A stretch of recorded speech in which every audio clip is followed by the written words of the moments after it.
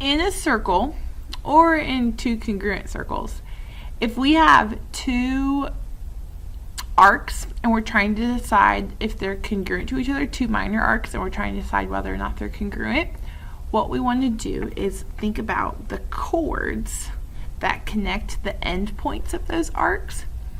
If the chords are congruent, if the chords have the same length, so like if chord RS was congruent to chord TV, if the chords are congruent, then the arcs are also going to be congruent. So the arc from R to S would be the same length as the arc from T to V. So if the chords are congruent, then the arcs are congruent, and vice versa. If the arcs are congruent, then the chords are going to be congruent. So in this first example, it tells us that arc AB is congruent to arc CD. Those two arcs have the same length. So what that means is that chord AB, which is a segment, so I draw a bar on top, chord AB is going to be congruent to chord CD.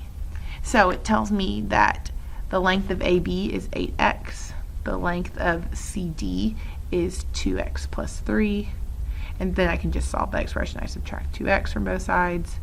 I get 6x equals 3, divide by 6, and x is 3 over 6, which is 1/2. Then it asks me to find the length of AB. I got to make sure I go read my problem. So I got to go plug it back in. 8 times 1/2 is 4.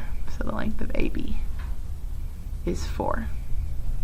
Whereas in this example, on example 2, it tells me that the lengths of the two chords are congruent. So I'm going in the opposite direction. Here I knew the arcs were congruent, so I could say that the chords were congruent. Here I know that the chords are congruent, and so I can say that the arcs are congruent. FG and arc DE are going to be congruent. So if they're congruent, not only do they have the same length, but they also have the same measure. And remember that the measure of an arc is in degrees.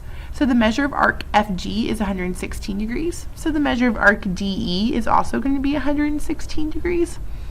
And then it wants me to find X. X is a central angle. This point right here is the center of the circle.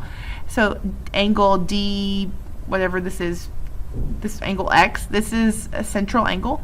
And remember, the central angle is, the measure of the central angle is congruent to the measure of its arc that it intercepts. So since this arc is 116 degrees, the central angle is also 116 degrees. So X is equal to 116 degrees because the central angle and the measure of the arc are going to be the same thing. Since the chords were congruent, the arcs are congruent. And since that arc is 116, then the measure of that central angle is also 116.